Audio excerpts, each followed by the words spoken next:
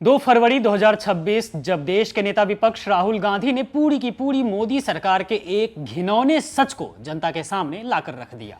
जो सरकार भारतीय सेना के नाम पर वोट की वसूली करती है, उसने कैसे चीन के सामने हमारी सेना को ही अधर में लटके छोड़ दिया था। यह सरकार घटिया है, या यूं कहें कि मोदी सरकार को ना तो देश चलाना आता है और ना ही किसी से सही से लड़ना। बात तो वही है ना कि पार्टी का डीएनए क्या है, एक ऐसा संघ जो हमेशा ही देश विरोधी बातें करता रहा है।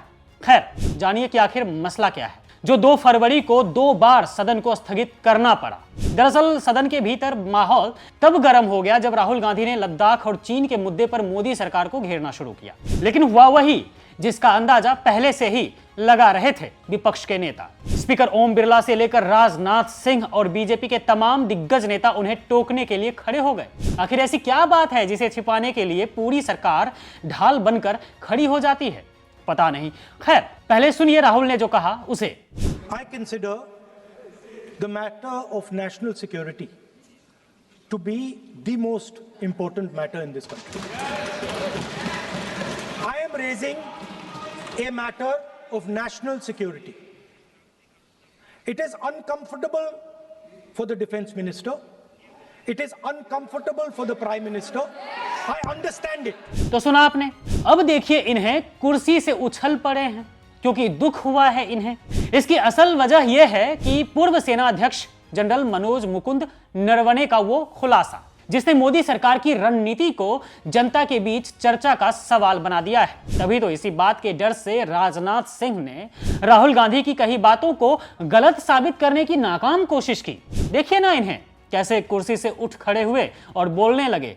ये जो बात जो नेता प्रतिपक्ष कह रहे हैं, यह इसकी जानकारी उनको कहां से प्राप्त हुई है, इसके आधार क्या है? मैं आपसे अनुरोध करूंगा कि इस विषय पर इन्हें बोलने से रोका जाए। सुन लिया ना आपने इस घबराती हुई आवाज को। अब सुनिए गृह मंत्री साहब को।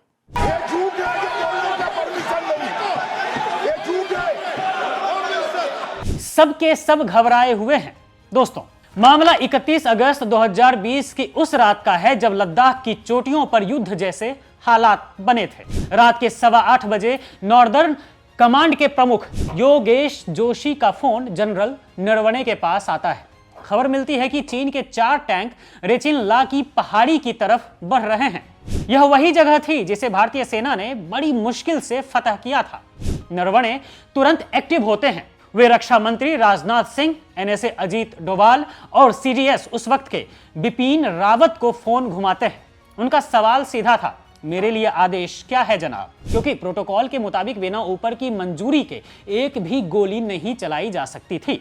वक्त निकलता जा रहा था। रात के 9:10 हो रहे थे। टैंक 1 किलोमीटर से भी कम दूरी पर आ गए थे। नरवणे ने फिर राजनाथ सिंह को फोन किया, लेकिन कोई साफ निर्देश नहीं मिला। इसी बीच चीन ने शांति का झांसा दिया, लेकिन उनके टैंक नहीं रुके। रात 10:10 पर चीनी टैंक टॉप से सिर्फ 500 मीटर दूर रह गए थे।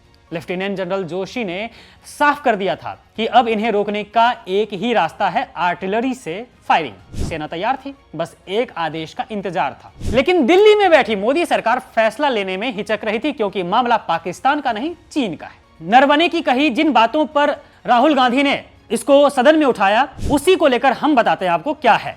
नरवणे का कहना है कि वे सेना की कार्रवाई की मांग और सरकार की चुप्पी के बीच फंस गए थे उस वक्त। आखिरकार रात 10:30 बजे राजनाथ सिंह का फोन आता है। उन्होंने प्रधानमंत्री मोदी से बात की थी, पता नहीं की भी थी या नहीं, लेकिन पीएम का निर्देश चौंकाने वाला था, जैसा कि राजनाथ सिंह का कहना था। उन्होंने कहा कि जो उचित समझो वह करो। यानी जब देश के सामने सबसे बड़ा संकट था, जब चीन हमारे द्वार पर खड़ा था, हम पर हमला करने वाला था, तब नेतृत्व ने फैसला लेने के बजाय पूरी जिम्मेदारी सेना के पाले में डाल दी। नरवणे अपनी किताब 4 स्टार्स ऑफ डेस्टिनी में लिखते हैं कि उन्हें एक गर्म आलू थमा दिया गया था और सारी जिम्मेदारी उन पर थी। राहुल गांधी का सदन में यही आरोप तो है कि जिस वक्त प्रधानमंत्री को खड़े होकर सेना को दिशा देनी चाहिए थी, उस वक्त उन्होंने हाथ पीछे खींच लिए। यही वो सच है जिसे मोदी सरकार खुद के लिए कलंक मानती है। अब माने भी क्यों ना, क्योंकि कृत्य ही ऐसे हैं। तभी तो इस मामले को दबाना चाहती है। राहुल गांधी इसी मुद्दे को लेकर हमलावर हैं कि चीन के सामने मोदी सरकार की ये कैसी मजबूती है। कौन सा 56 इंच का सीना भाई कहां चला गया, जहां फैसला लेने की हिम्मत तक नहीं दिखाई गई। अब यह मामला देश के लिए चर्चा का सबसे बड़ा सवाल बन चुका है।